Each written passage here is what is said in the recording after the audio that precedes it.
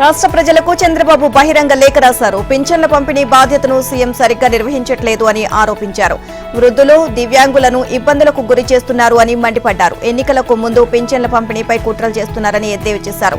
వాలంటీర్లతో నగదు పంపిణీ బాధ్యతలను ఈసీ తప్పించింది అని తెలియజేశారు. ప్రభుత్వ ఉద్యోగులతో ఇళ్ల వద్దే పింఛన్లు ఇవ్వాలని ఈసీ చెప్పించింది అని వివరించారు. ముందే బ్యాంకుల నుంచి నగదు విత్డ్రా చేసి ఉంటే ఇబ్బంది ఉండేది కాదు అన్నారు. పింఛనుదారులకు ఇవ్వాల్సిన సొమ్ము కాంట్రాక్టర్లకు కట్టబెట్టడం ఎంతవరకు న్యాయమో అని చంద్రబాబు ప్రశ్నించారు. నిధుల కొరతతో పింఛన్ల పంపిణీలో జాప్యం చేస్తున్నారు అని చంద్రబాబు ఆక్షేపించారు. పింఛన్ల పంపిణీపై లబ్ధిదారులకు నమ్మకం ద్రోహం చేస్తున్నారు అని ఆయన మండిపడ్డారు. జగన్ ప్రభుత్వం కుంటి సాకులు చెప్పడం రాజకీయ కుట్రే అని లేఖలో పేర్కొన్నారు. వృద్ధులు, దివ్యాంగులు, ఇతర పెన్షన్ లబ్ధిదారులకు 3 నుంచి 4 కిలోమీటర్ల దూరంలో ఉన్న గ్రామ వార్డు సచివాలయాల చుట్టూ తిప్పించుకోవడం మానవత్వం అనిపించుకోదు అని చంద్రబాబు తెలియజేశారు. అందుకే పింఛన్లు ఇంటి వద్దకే తెచ్చి ఇచ్చే ఏర్పాట్లు చేసేలా రాష్ట్ర ప్రధాన కార్యదర్శికి సూచించాలి అని కోరుతూ భారత ప్రధాన ఎన్నికల అధికారికి చంద్రబాబు లేఖ రాశారు.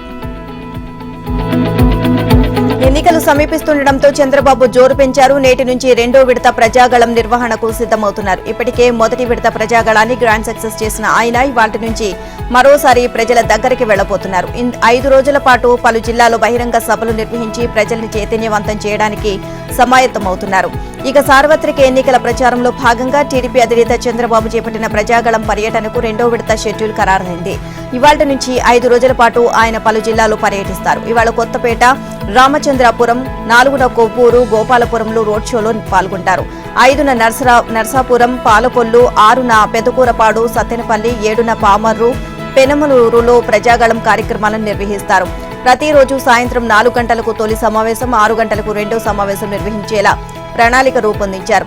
తొలి విడతలో 15 నియోజకవర్గాల్లో ప్రజాగళం రోడ్ షోలు నిర్వహించారు. ఇక కొన్ని నియోజకవర్గాల్లో పార్టీ నేతల మధ్య విభేదాలు ఉన్నట్లు గుర్తించారు. వారితో మాట్లాడి సమస్యలను పరిష్కరించేలా చర్యలు చేపడుతున్నారు. జనసేన, బీజేపీ నేతలు, కార్యకర్తలతో సమన్వయం గురించి కూడా చంద్రబాబు చర్చిస్తున్నారు. ఎటువంటి సమన్వయ లోపం లేకుండా అంతర్గత విభేదాలను కూడా సర్దుకొని ముందుకు వెళ్లాలి అని అభ్యర్థులను చంద్రబాబు దిశానిర్దేశం చేయనున్నారు.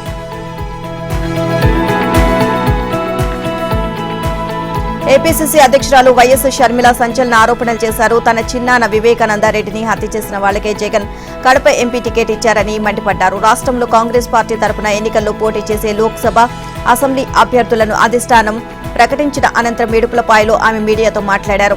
కాంగ్రెస్ పార్టీ తరపున కడప పార్లమెంటుకు పోటీ చేస్తున్నట్లు షర్మిల తెలియజేశారు.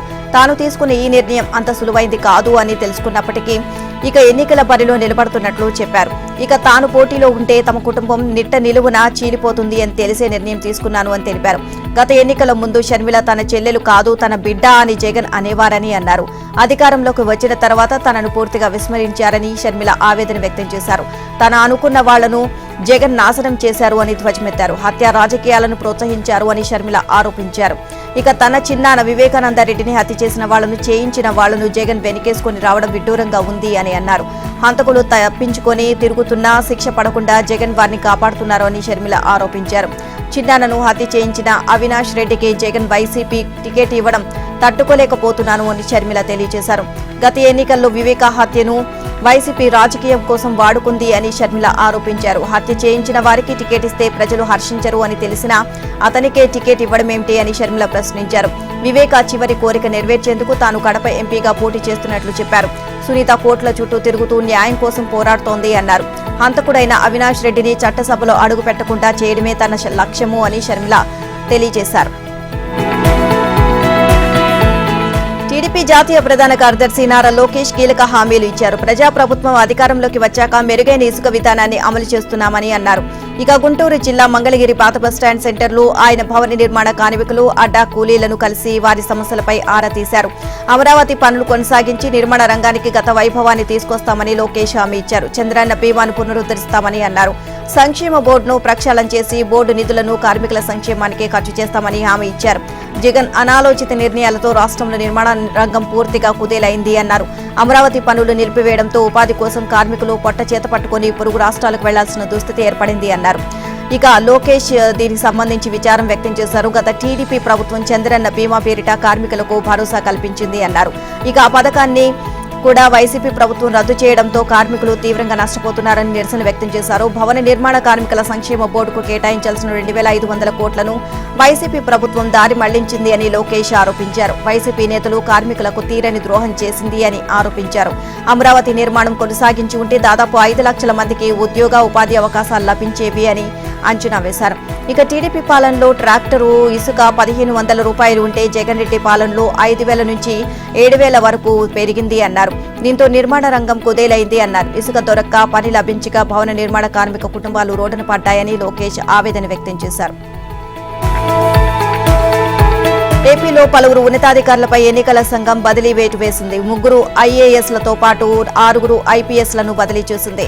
ఎన్నికల ప్రక్రియలో నిర్లక్ష్యంతో పాటు అధికార వైసీపీకి అనుకూలంగా వ్యవహరిస్తున్నారు అన్న ఉద్దేశంతో కొందరు ఎస్పీలు, కలెక్టర్లపై ఈసీ బదిలీ వేటు వేసింది. ప్రధాని సభలో భద్రతా వైఫల్యాలకు సంబంధించి వేటు వేస్తూ ఆదేశాలు ఇచ్చింది.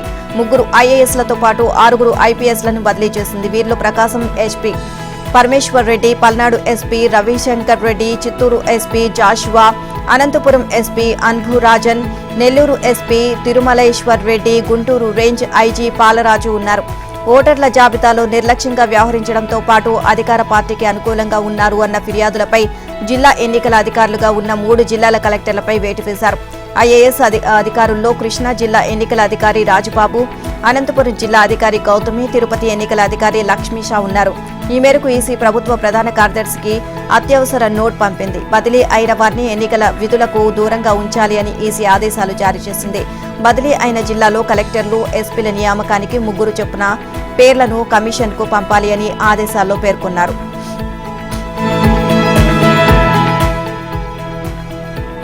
ఫోన్ ట్యాపింగ్ కేసులో ఆసక్తికరమైన అంశాలు వెలుగు చూస్తున్నాయి. ఈ కేసులో స్పెషల్ ఇంటెలిజెన్స్ బ్రాంచ్ ఐజీగా, ఆ తర్వాత ఓఎస్డీగా పనిచేసిన ప్రభాకర్ రావు చుట్టూ ఉచ్చు బిగుస్తోంది.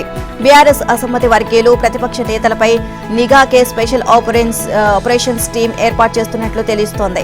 ఇక రాధాకిషన్ రావు రిమాండ్ రిపోర్టులో కీలక అంశాలు బయటపడుతున్నాయి. ఫోన్ ట్యాపింగ్ కేసులో స్పెషల్ ఇంటెలిజెన్స్ బ్రాంచ్ ఐజీగా, ఆ తర్వాత ఓఎస్డీగా పనిచేసిన ప్రభాకర్ రావు చుట్టూ ఉచ్చు బిగుస్తోంది. అప్పటి ప్రతిపక్ష నేతలతో పాటు అధికార పార్టీలోని అసమ్మతి వర్గీయులపై నిఘా పెట్టేందుకు ఆయన ప్రత్యేకంగా ఓ బృందాన్ని ఏర్పాటు చేసినట్లు తెలుస్తోంది. దీనికి స్పెషల్ ఆపరేషన్స్ టీం అని పేరు పెట్టినట్లు రాధాకిషన్ రావు విచారణలో వెల్లడైంది. సామాజిక వర్గం ప్రతిపాదనపై సస్పెండ్ డీఎస్పీ ప్రణీత్ రావుని బాధ్యతలు అప్పగించినట్లు బహిర్గతమైంది. ప్రణీత్ రావు ఇచ్చిన సమాచారం ఆధారంగానే ఎన్నికల సమయంలో ప్రతిపక్షాలకు చెందిన డబ్బును పట్టుకున్నట్లు కూడా తేలింది. ఇక హైదరాబాద్ టాస్క్ ఫోర్స్ డీసీపీగా, ఓఎస్డీగా పనిచేసిన రాధాకిషన్ రావు విచారణలో అనేక సంచలన విషయాలు వెలుగులోకి వచ్చాయి. 2014లో తొలిసారి అధికారంలోకి వచ్చిన తర్వాత సామాజిక వర్గ సమీకరణాల మేరకు 2016లో ప్రభాకర్ రావును నిఘా విభాగానికి బదిలీ చేసింది. ఆ తర్వాత ఆయన తన సామాజిక వర్గానికి చెందిన వారిని రప్పించారు. గతంలో తనతో కలిసి పనిచేసిన వారిలో కొందరిని నిఘా విభాగంలోని వేర్వేరు ఉప విభాగాల్లో నియమించారు. నల్గొండ జిల్లా నుంచి ప్రణీత్ రావు, రాచకొండ కమిషనరేట్ నుంచి భుజంగరావు, ఇక సైబరాబాద్ నుంచి వేణుగోపాలరావు, హైదరాబాద్ కమిషనరేట్ నుంచి తిరుపతన్న తదితరులు ఉన్నారు. వీరందరితో స్పెషల్ ఆపరేషన్స్ టీం ఏర్పాటు చేశారు. దీని నాయకత్వ బాధ్యతను ప్రణీత్ రావుకు అప్పచెప్పారు. ప్రతిపక్షాలకు చెందిన నాయకులు, వారి అనుచరులు, సొంత పార్టీలోని తిరుగుబాటుదారులపై నిఘా పెట్టడమే ఈ బృందం ఉద్దేశమని తెలుస్తోంది. అయితే ఎస్ఐబి విధానాలకు ఇది పూర్తిగా విరుద్ధమని పోలీసుల విచారణలో తేలింది. ఎమ్మెల్యే కడియం శ్రీహరి ఆసక్తికరమైన వ్యాఖ్యలు చేశారు. కాంగ్రెస్ ఆహ్వానం మేరకు తాను, తన కుమార్తె కావ్య ఆ పార్టీలో చేరామని వెల్లడించారు. కాంగ్రెస్ బలోపేతానికి, ప్రజా సమస్యల పరిష్కారానికి కృషి చేస్తాము అని తెలియజేశారు. హైదరాబాద్ లో ఆయన మీడియాతో మాట్లాడారు. వ్యవస్థలను అపహాస్యం చేసేలా కేంద్రం వ్యవహరిస్తోంది అని కడియం ధ్వజమెత్తారు. సిబిఐ, ఈడీ కేసుల్లో ప్రతిపక్ష పార్టీ నేతలను ఇరికిస్తున్నారు అని ఆరోపించారు. బీజేపీ ఆగడాలను అడ్డుకునేందుకు కాంగ్రెస్ లో చేరినట్లు చెప్పారు. ప్రతిపక్షంలో ఉంటే నియోజకవర్గ సమస్యలు పరిష్కరించలేము అని అన్నారు. ఇక బీఆర్ఎస్ లో తనకు కేసీఆర్ ఎన్నో అవకాశాలు ఇచ్చారని చెప్పారు. చాలా మంది ఆ పార్టీని వీడినా తననే ఎక్కువగా టార్గెట్ చేశారు అని ఆరోపించారు. ఎర్రబెల్లి ఓటమి సిగ్గుచేటు అన్నారు. పల్లా రాజేశ్వర్ రెడ్డి బీఆర్ఎస్ కు చీడపురుగులా మారారు అని విమర్శించారు. ఇక తాను అవకాశవాదిని కాదని, అవకాశాలే తన వద్దకు వచ్చాయి అన్నారు. తనను రాజీనామా చేయాలని అడిగే హక్కు బీఆర్ఎస్ నేతలకు లేదు అని కడియం అన్నారు. బీఆర్ఎస్ ను కడియం శ్రీహరి, కావ్య వీడి కాంగ్రెస్ లో చేరిన సంగతి తెలిసిందే. అనంతరం వరంగల్ లోక్సభ స్థానాన్ని కాంగ్రెస్ పార్టీ కడియం కావ్యకు కేటాయించింది. బీజేపీ నేత రఘునందన్ రావు సంచలన వ్యాఖ్యలు చేశారు. మాజీ మంత్రి హరీష్ రావు నాటకాలను ప్రజలు నమ్మే స్థితిలో లేరు అని ఆయన పేర్కొన్నారు. ఫోన్ ట్యాపింగ్ కేసులో నిందితులుగా బీఆర్ఎస్ అధినేత కేసీఆర్, హరీష్ రావు, కేటీఆర్, వెంకట్రామరెడ్డి పేర్లను చేర్చాలి అని డిమాండ్ చేశారు. హైదరాబాద్ లో నిర్వహించిన మీడియా సమావేశంలో రఘునందన్ మాట్లాడారు. ఫోన్ ట్యాపింగ్ వ్యవహారంపై 2014 నుంచి విచారణ చేపట్టాలని కోరారు. మునుగోడు ఉప ఎన్నికల్లో 3.5 కోట్లు పట్టుకున్నా కోమటిరెడ్డి రాజగోపాల్ రెడ్డి ఎందుకు ఫిర్యాదు చేయలేదు అని ప్రశ్నించారు. ఎమ్మెల్యేల కొనుగోలు కేసులో స్టీఫెన్ రవీంద్ర చెప్పిన 30 కోట్ల ఎక్కడికి పోయాయి అని రఘునందన్ నిలదీశారు. ఈ విషయంలో తాను చేసిన ఫిర్యాదుపై పోలీసులు ఉన్నతాధికారులు ఎందుకు ప్రశ్నించడం లేదు అని ప్రశ్నించారు. ఫోన్లు ట్యాప్ కు గురైనా ఎందుకు ఫిర్యాదు చేయడం లేదని కాంగ్రెస్ ఎమ్మెల్యేలు కోమటిరెడ్డి రాజగోపాల్ రెడ్డి, వివేక్ ను నిలదీశారు. ఓటుకు నోటు కేసులో రేవంత్ ను అరెస్ట్ చేసినప్పుడు ఉన్న DGP, intelligence chief, SIB chief ను కూడా విచారించాలని డీజీపీని కోరారు. వారిని విచారించినప్పుడే దర్యాప్తు పారదర్శకంగా సాగుతుంది అన్నారు. నలుగురు ఎమ్మెల్యేల కొనుగోళ్ల వ్యవహారం సందర్భంగా వాహనంలో 30 కోట్లు ఉన్నట్లు పోలీస్ అధికారి స్టీఫెన్ రవీంద్ర ఆనాడు ప్రకటించారని రఘునందన్ రావు తెలియజేశారు. ఆ డబ్బులు ఎక్కడకు వెళ్లాయి అని ప్రశ్నించారు. దీనిపై ఈడీకి ఫిర్యాదు చేసినట్లు తెలిపారు. దుబ్బాక, మునుగోడు ఉప ఎన్నికల సందర్భంలోనూ ఫోన్ ట్యాపింగ్ జరిగింది అని ఆరోపించారు. దస్తగిరి హైకోర్టులో పిటిషన్ దాఖలు చేశారు. వైఎస్ వివేక హత్య కేసులో అప్రూవర్ గా మారిన దస్తగిరి యూట్యూబ్, ఓటీటీలో వివేకం సినిమా ప్రదర్శనను నిలిపివేసేలా చూడాలి అని కోర్టుకు విజ్ఞప్తి చేశారు. దీనిపై సంబంధిత అధికారులను ఆదేశించాలని కోరారు. తాను సిబిఐకి పులివెందుల కోర్టులో ఇచ్చిన వాంగ్మూలం ఆధారంగా ఈ సినిమా తీశారు అని చెప్పారు. ఇందులో తన పేరును అపకీర్తి పాల్చేసేలా ఉంది అని పేర్కొన్నారు. తాను ఎన్నికల్లో పోటీ చేస్తున్న నేపథ్యంలో ఈ సినిమాలో తన పరువు భంగం వాటిల్లే ప్రమాదం ఉంది అన్నారు. ఇక ఏపీలో సాధారణ ఎన్నికల షెడ్యూల్ ముగిసే వరకు మాజీ మంత్రి వివేకానందరెడ్డి బయోపిక్ గా చేపట్టబడుతున్న వివేకం సినిమాను నిలుపుదల చేయాలని దస్తగిరి కోరారు. ఇక ఈ వ్యవహారంపై వివరాలు సమర్పించాలి అని central board of film certification ఎన్నికల సంఘాన్ని న్యాయస్థానం ఆదేశించితే విచారణ ఏప్రిల్ 4కి వాయిదా వేసింది. ఈ మేరకు హైకోర్టు న్యాయమూర్తి జస్టిస్ బి కృష్ణ మోహన్ ఆదేశాలిచ్చారు. దస్తగిరి తరపున న్యాయవాది జడా శ్రావణ్ కుమార్ వాదనలు వినిపించారు. సిబిఐకి పులివెందుల కోర్టుకు దస్తగిరి ఇచ్చిన వాంగ్మూలం ఆధారంగా వివేకం సినిమా తీశారని శ్రావణ్ చెప్పారు. అతన్ని అపాసుపాలు చేసేలా సినిమాలో నేరుగా పేరు వాడారు అని తెలియజేశారు. ఈ సినిమాను అడ్డుపెట్టుకుని రాజకీయ లబ్ధి పొందేందుకు ఓ రాజకీయ పార్టీ ప్రయత్నిస్తోంది అని అన్నారు. ఎమ్మెల్సీ కవిత బెయిల్ పిటిషన్ పై విచారణ వాయిదా పడింది. ఢిల్లీ మద్యం కేసులో అరెస్ట్ అయిన కవిత ప్రస్తుతం తిహార్ జైల్లో ఉన్నారు. అయితే ఆమె బెయిల్ పిటిషన్ పై విచారణను అక్కడి రౌజ్ ఎవెన్యూ కోర్టు రేపటికి వాయిదా వేసింది. గత నెల 15న హైదరాబాద్ లో అరెస్ట్ అయిన కవిత బెయిల్ పిటిషన్ పై సీనియర్ న్యాయవాది అభిషేక్ మను సింఘ్వి కోర్టులో వాదనలు వినిపించారు. ఈడీ హింసించే వ్యవస్థలా వ్యవహరిస్తోంది అని కవిత ధ్వజమెత్తారు. కేసు దర్యాప్తు దురుద్దేశపూర్వకంగా సాగుతోంది అన్నారు. న్యాయం నిష్పాక్షికతను ప్రదర్శించడం లేదు అని సింఘ్వి పేర్కొన్నారు. ఇక ఈ కేసులో కవితను అరెస్ట్ చేయాల్సిన అవసరమే లేదు అన్నారు. కవిత అరెస్టుకు దారితీసిన పరిణామాలపై ఆధారాలు చూపడం లేదు అన్నారు. ఈడీ ఎన్నో ఛార్జ్షీట్లు దాఖలు చేసినా ఎందులోనూ పిటిషనర్ను నిందితురాలుగా పేర్కొనలేదు అని సింఘ్వి తెలియజేశారు.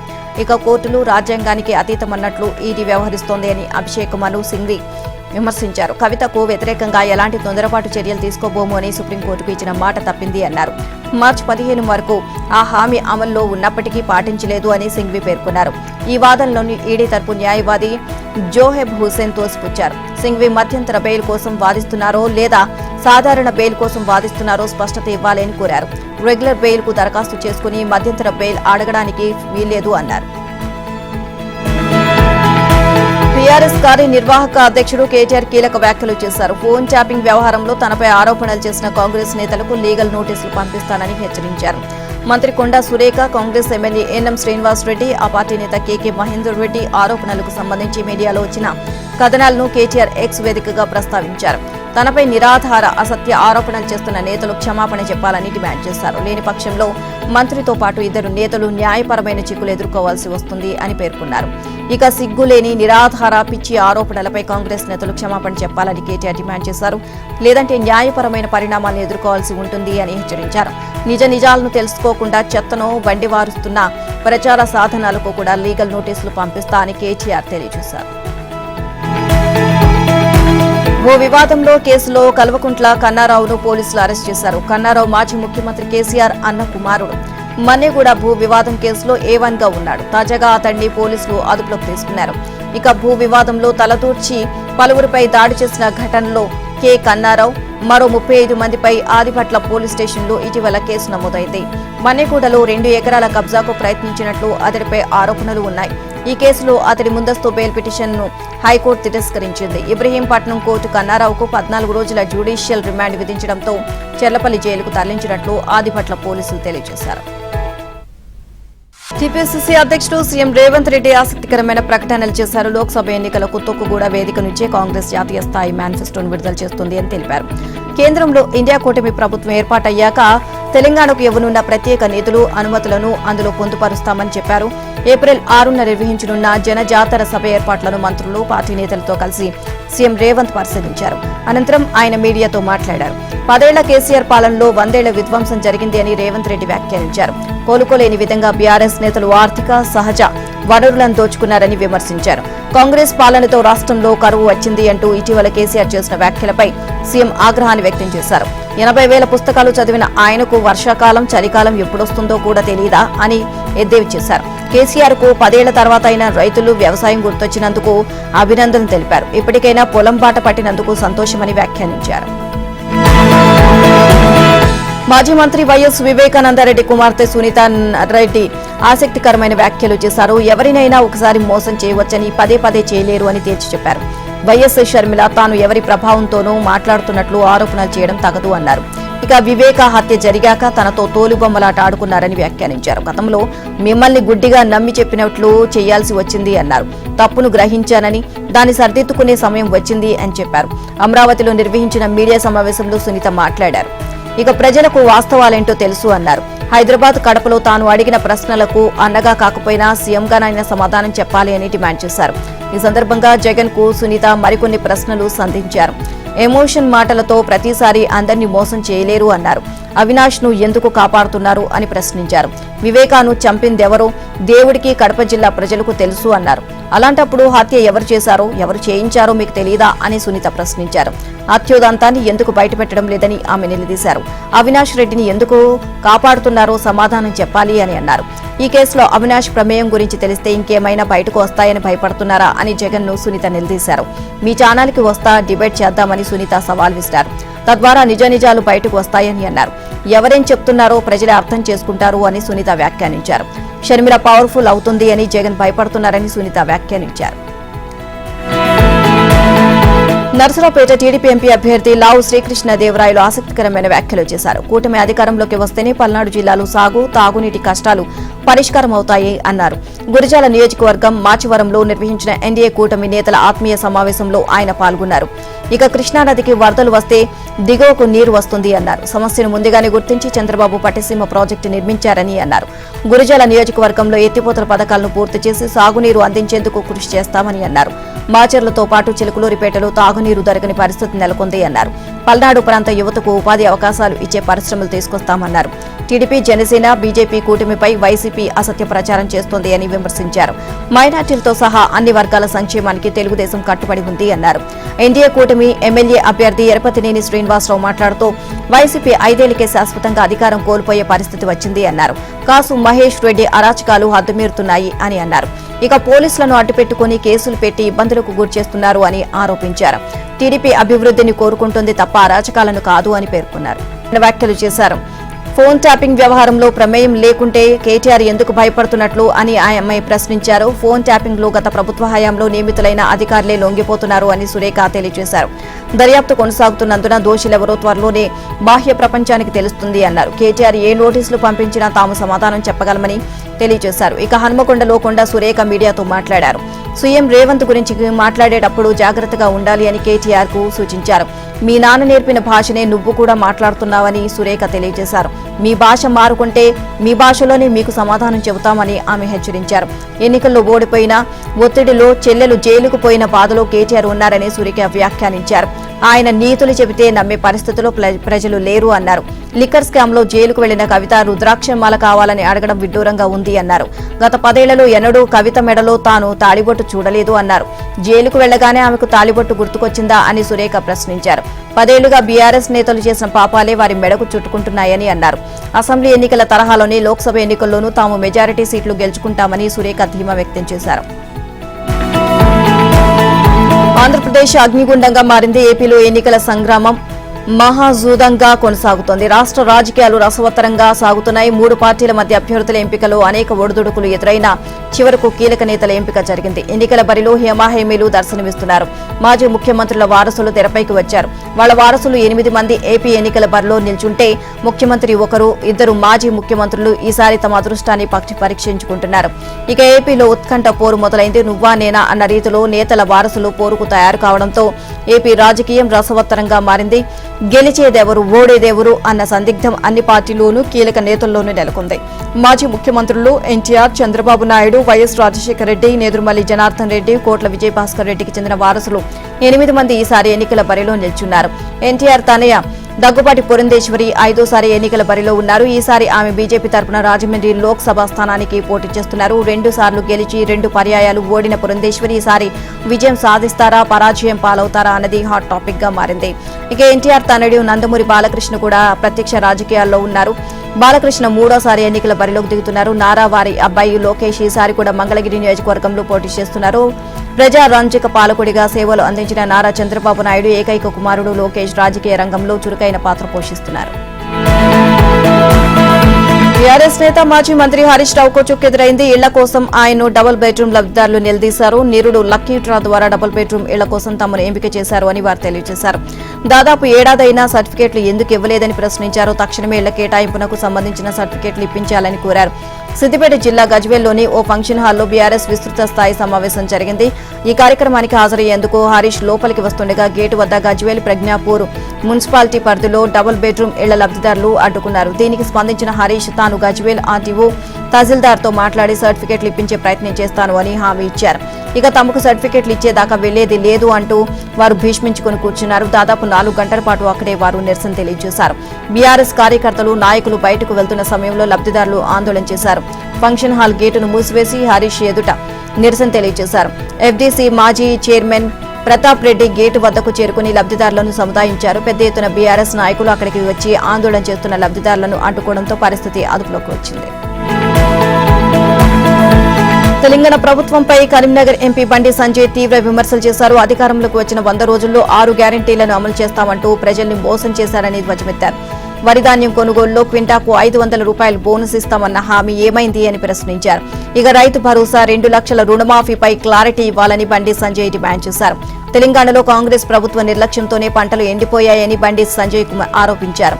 పంట నష్టంపై ప్రభుత్వం తక్షణం ప్రకటించిన 10,000 ఇవ్వకుండా ఎందుకు జాప్యం చేస్తుంది అని నిలదీశారు. ఎకరానికి వెంటనే 25,000 పరిహారం అందించాలని డిమాండ్ చేశారు. ఏడాదికి కౌలు రైతులకు 15,000, కూలీలకు 12,000 చెల్లించాలి అన్నారు. కరీంనగర్లోని ఎంపీ కార్యాలయంలో ఆయన రైతు దీక్ష నిర్వహించారు.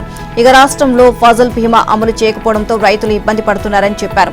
కాంగ్రెస్ ను నమ్మి ఓటు వేస్తే నట్టేట ముంచుతారా అని ప్రశ్నించారు. రైతు భరోసా కోసం ఎకరానికి ఏడాదికి 15,000 ఎందుకు ఇవ్వడం లేదు అని నిలదీశారు. కేసీఆర్ గడీల పాలనకు అంతం పలికిన ఘనత బీజేపీదే అన్నారు. శ్రీకాకుళం జిల్లా ఎలుగుబంటి కలకలం రేపింది. వజ్రపు కొత్తూరు మండలంలో ఎలుగుబంటి ప్రత్యక్షమైంది. జూలో ఉండాల్సిన ఎలుగుబంటి మొట్టూరులో ఓ పాడుబడిన ఇంట్లో దూరడంతో పలువురు భయాందోళన వ్యక్తం చేశారు. ఇంట్లో దూరిన ఎలుగుబంటిని జూ అధికారులు చాకచక్యంగా పట్టుకుని బోన్లో బంధించారు.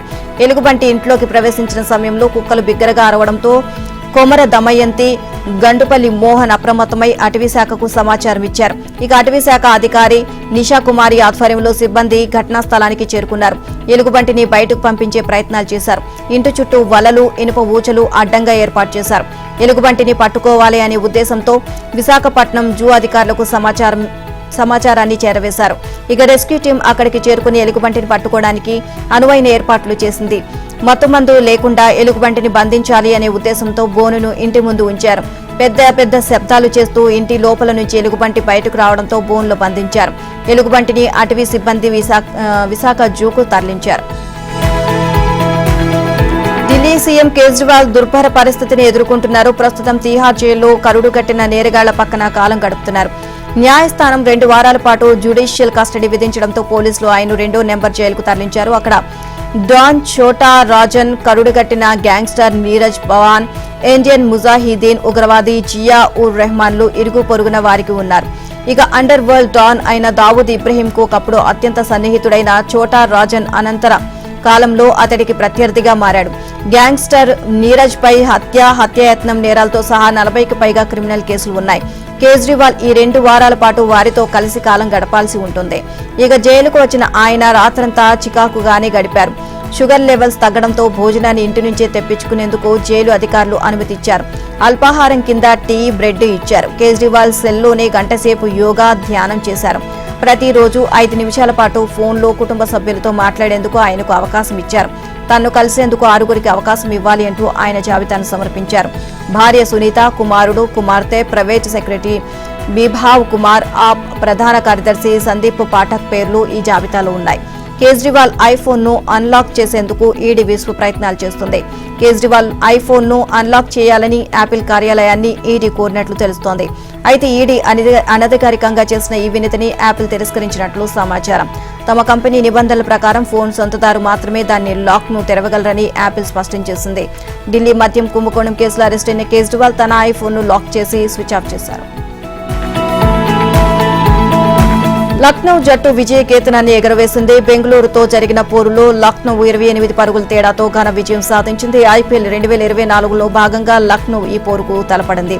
ఇక 182 పరుగుల లక్ష్యంతో బ్యాటింగ్ చేసిన బెంగళూరు 19.4 ఓవర్లో 153 పరుగులకే ఆలౌట్ అయింది. బుల్లెట్ వేగంతో బంతులు విసురుతూ ఈ ఐపీఎల్లో ఆకర్షణగా నిలిచిన మయాంక్ యాదవ్ 2వ మ్యాచ్లోనూ సంచలన బౌలింగ్తో అదరగొట్టాడు. 3 వికెట్లు తీసి ఆ జట్టు పతనాన్ని శాసించాడు. బెంగళూరు బ్యాటర్లో మహిపాల్ లోమ్రే టాప్ స్కోరర్ గా నిలిచారు. రజత్ పటీదార్ 29, విరాట్ కోహ్లీ 22, డూప్లిసిస్ 19 పరుగులు చేశారు. లక్నో బౌలర్లో నవీన్ ఉల్ హక్ 2, సిద్ధార్థ్, యష్ ఠాగూర్, స్థాయినిస్ తలో వికెట్ తీశారు. ఇక అంతకు ముందు బ్యాటింగ్ చేసిన లక్నో జట్టు నిర్ణీత 20 ఓవర్లో 5 వికెట్ల నష్టానికి 181 పరుగులు చేసింది. ఓపెనర్ క్వింటన్ డికాక్ జట్టుకు భారీ స్కోర్ చేయడంతో కీలక పాత్ర పోషించాడు. మార్కస్ స్టైనిస్ 24, కేఎల్ రాహుల్ 20 పరుగులు చేశారు. చివర్లో నికోలస్ వూరన్ మెరుపులు మెరిపించాడు. బెంగళూరు బౌలర్లో Maxwell 2, Reece Topley, Yash Dayal, Siraj 1 wicket పడగొట్టాడు.